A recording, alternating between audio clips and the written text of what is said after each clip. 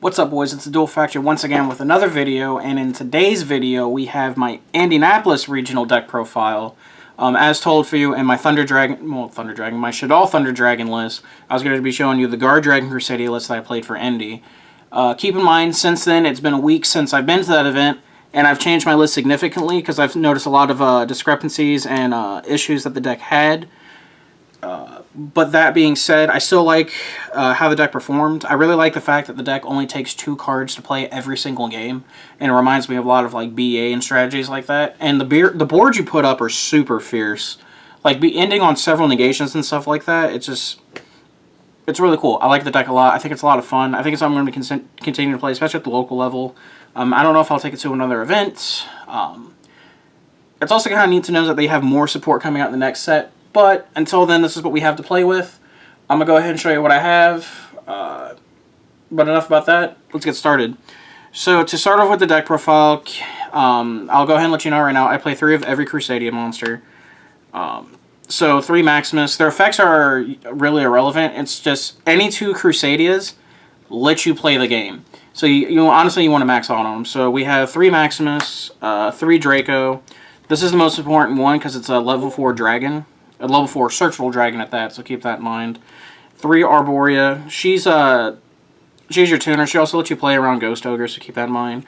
3 Reclusia, and then 3 Leonis. I would honestly cut Leonis down to 2, and I would probably cut Reclusia down to 2 too, but you can't really afford to do that because you need to see a Crusadia monster in hand to start playing the game. And then for the one, might as well be a Crusadia card, but doesn't have Crusadia in the name. That's one big thing to note, is 1 World Legacy World Crown. It shares the same effects as the Crusadias. It can special summon it to itself to a zone that a link monster points to. But it also has a negation effect that if an extra deck monster activates its effect, you can contribute to negate it. So that's kind of a cool effect. So that's it for the Crusadias. And then for what I like to call your Dragon Extenders, you play 3 Black Dragon, and then I play 1 copy of White Dragon. So this is different from the traditional lineup because it's usually 3 white, 1 black or whatnot. But you have more light monsters in the form of your extra deck monsters than you do dark monsters to feed the dragons, so that's why you play the opposite ratio. But these cards during Master Rule 4 are insane, especially being level 4 dragons. They work perfectly with the Guardragons. For the 2 dragons that are not level 4, but you summon them off LP a lot, 1 Destrudo and 1 Red Med. I go back and forth on numbers on Destrudo, but I think 1 right now is the perfect number, especially with the way the deck's being played. Note, it can also use its effect to manipulate its level to turn on your Guardragon play, so that's a really cool interaction, and Red Med is just insane with Guardragons. I play 1 Rocket Synchron. The reason behind this is because we're playing Quick Launch, which is essentially an E-Telly for a level 4 dragon, and I think that's insane, and the reason it's Rocket Synchron is because, 1, it has the only relevant normal summonable effect out of all the Rocket cards you can play, and it's a level 1 tuner that works with Formula Synchron. Not Formula Synchron, but with FA Dawn Dragster if you want to go into a Crystal Wing. So that's the whole reasoning behind that. And then we play 1 Kaiju in Gamma Seal because we play Kyoto Waterfront. This card's insane. Like, if you establish any other, like, any Floodgate monster or any negations with Gamma Seal, there's no way you can lose the game. It's impossible unless they beach ball you. On to spells, we play 3 copies of Called by the Grave. This deck is super susceptible to hand traps, and unlike Goki, it can't really play through hand traps. So you kind of want to maximize on this. And then one of the problems is you want to play cards like Gamma, but you can't really because all your plays start with a normal summon. So you have to keep that in mind. But Called by the Grave to force your plays through. As I was saying, 3 copies of Quick Launch. This card overperformed for me. Like I said, it's just E-Telly for a level 4 lower dragon. That's all you need to know about this card. There were some times that I drew the Rocket Synchron and it turned this card off, but one of the cool interactions with the deck is with Saryuja, you can just special the Rocket Synchron off the Saryuja, and you can still continue your play, so keep that in mind when you're playing this deck. I also play 2 copies of Kyoto Waterfront. I almost want to play 3 of this card, and in an updated list I am playing 3, but I've noticed that if you open multiple copies of it, it's absolutely horrible.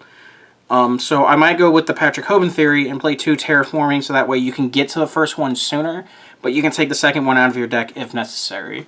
So I might go with that theory, but for the event I played 2 and it worked just fine.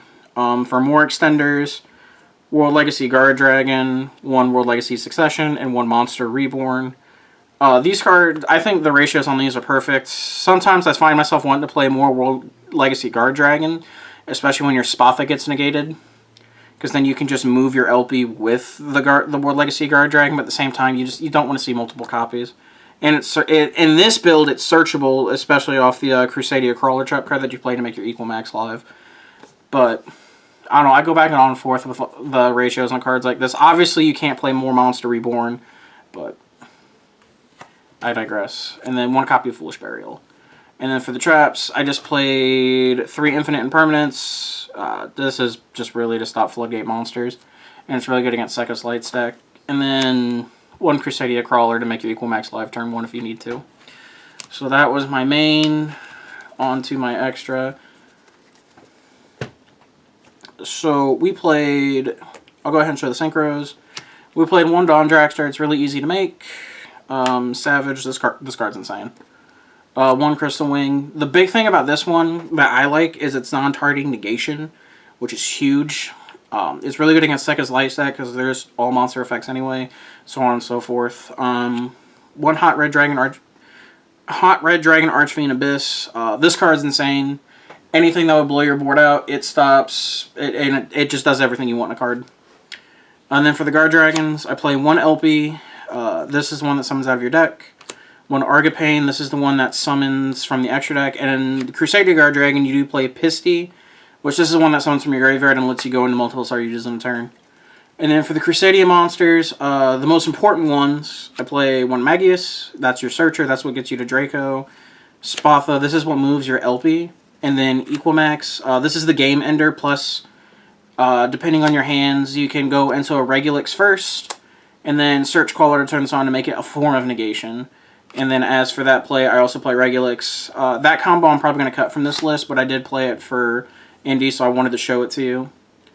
And then for the non-Crusadia, non-Guardragon cards, we're playing 2 copies of Saryuja. Almost all of your combo strings go through 2.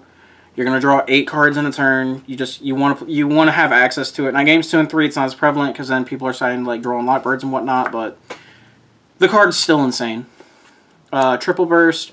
This is the only dragon you can make that has a downward pointing arrow if they stop your LP plays or whatnot. So I think it's really, really important to play this. Plus, it's really good against Sky Striker. And then the last Link monster I play is 1 Borreload Dragon. I'm probably going to switch this out for Boral Sword, but for now I'm playing Borreload because your Thunder Dragon matchup's kind of hard, so you want to be able to out their board. And then I'll go ahead and show you the side in this one because I think this one's better constructed than my last side. But we're playing 3 copies of Ash, 3 copies of New Hand Trap. This one's really cool. It's a dragon. That's really big. Plus, it's really against Get Sky Striker and whatnot. It's really good against other combo decks. 3 Pankratops. This just moves Floodgates out of the way. 3 Twin Twister for back row decks, and 3 Red Reboot for back row decks. And that was my Guardragon Crusadia deck profile. I finished 7-2. There's not really anything really interesting about my matchups. Your Sky Striker matchup's honestly really easy for the most part. Like I said, my list has changed since, but I am going to bring you an updated list as soon as I finish critiquing it and whatnot. If you have any questions, feel free to leave comments, and I'll be more than happy to answer them. But other than that, like I said, I also have matches that I'm going to record with this that we have being edited right now, and then we'll have those posted for you so you guys can see what this deck can actually do and actually see it in action. But always remember to like, comment, subscribe, and we'll see you guys in the next video. Peace.